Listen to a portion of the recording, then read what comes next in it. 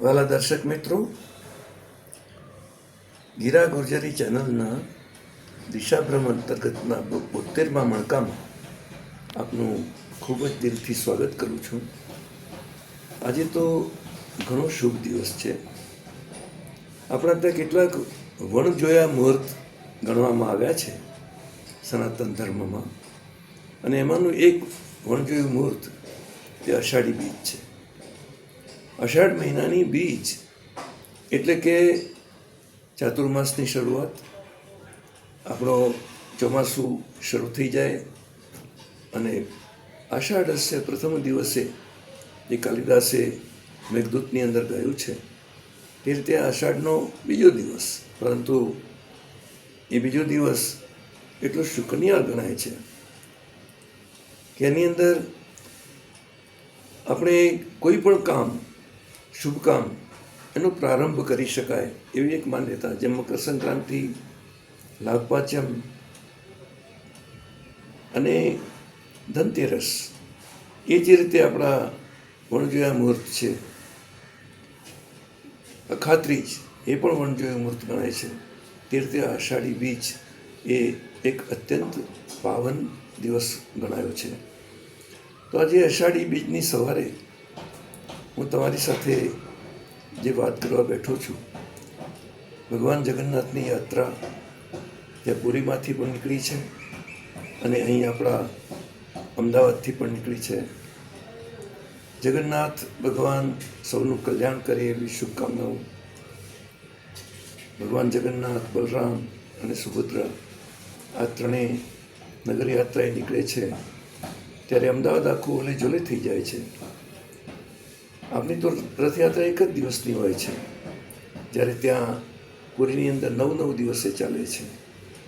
ત્યારે આ શુભ પર્વ નિમિત્તે ભાઈચારો જળવાઈ રહે, લોકો એકબીજાને શુભેચ્છાઓ આપે અને આગામી વર્ષ આખું બહુ સરસ રીતે બધા સુખમાં પસાર કરે એવી એકબીજાના માટે આપણે શુભકામનાઓ પાઠવીએ.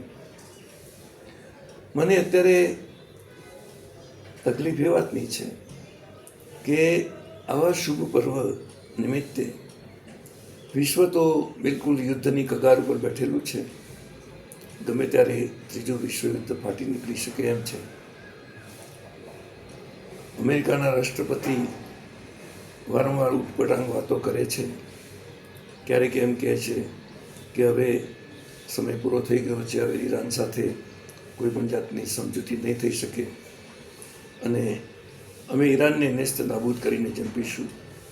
તો બીજી બાજુ ઈરાન પણ ટ્રમ્પના લોહીનું તરસ્યું બની ગયું છે ને 13 એવા મહાનુભાવોની યાદી બહાર પાડી છે કે જેનો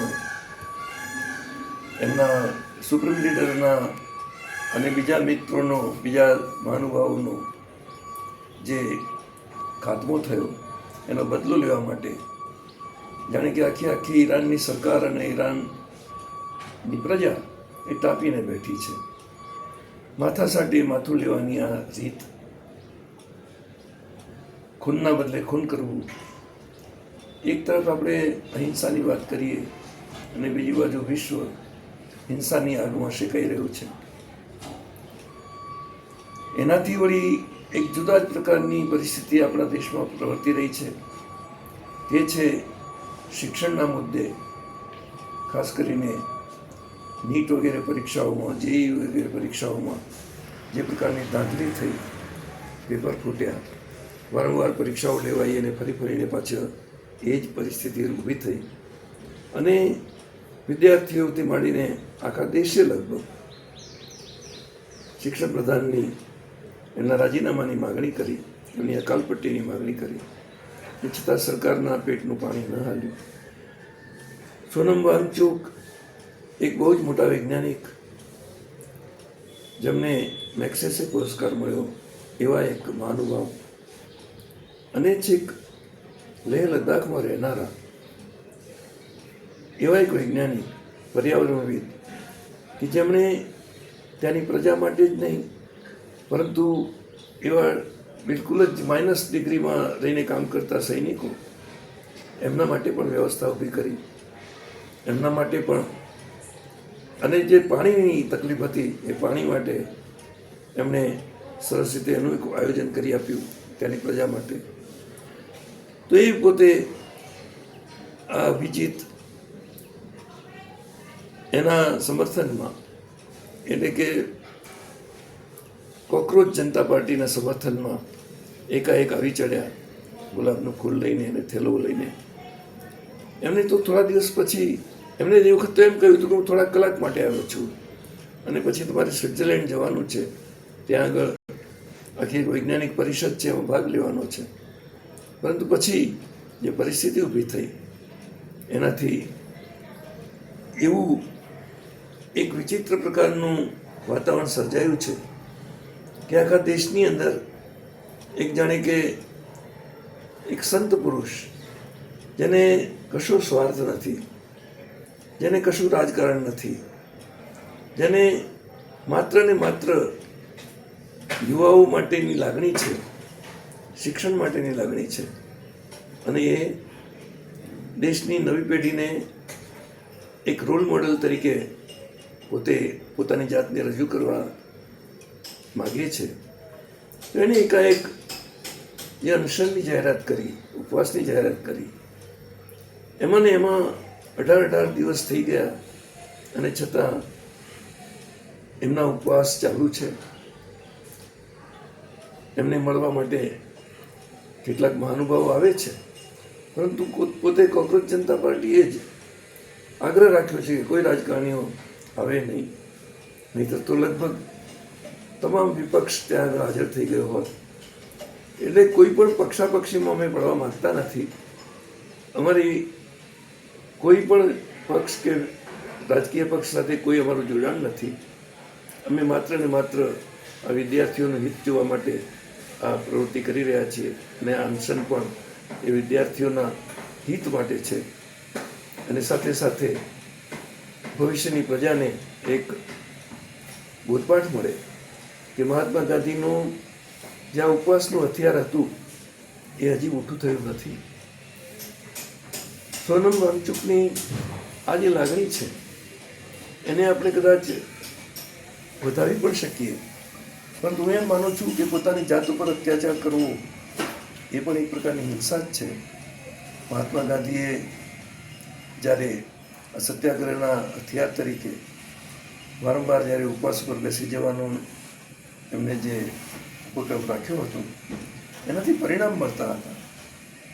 બ્રિટિશ સરકાર હતી, પરંતુ એ સરકાર સેન્સિટિવ હતી, અને એના કારણે આવો એક મહાપુરુષ જેને કોઈ સ્વાર્થ નથી, માત્ર પોતાની પ્રજાના માટે આ વાત કરી રહ્યો છે, ત્યારે મહાત્મા ગાંધીના ઉપવાસ લાંબા ચાલવા દેવામાં આવતા નહોતા. ખુદ આંબેડકરે જ્યારે એ છેલ્લે ઉપવાસ ઉપર બેઠા 21 દિવસના, તે વખતે એમને થયું કે નહીં, દલિતો માટેની જે જુદી એમની મતાધિકારની માંગણી હતી એમણે છોડી દીધી અને એમની સાથે પુના પેક્ટ કર્યો, પુનાના કરાર કર્યા.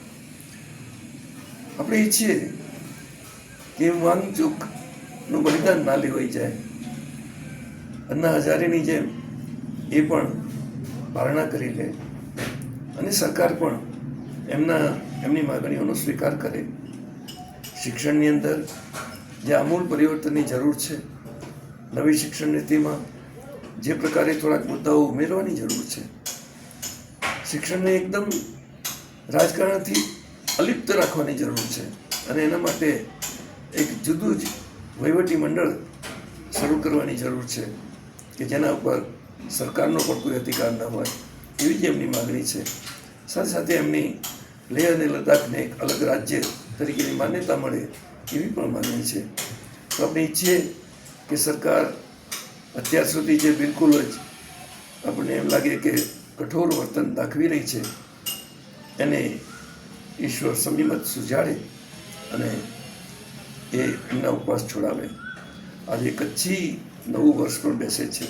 કચ્છના તમામ મિત્રોને, ભાઈઓને, બહેનોને, બાળકોને, નવી પેઢીને હું ખૂબ ખૂબ અભિનંદન આપું છું અને વંદન કરું છું.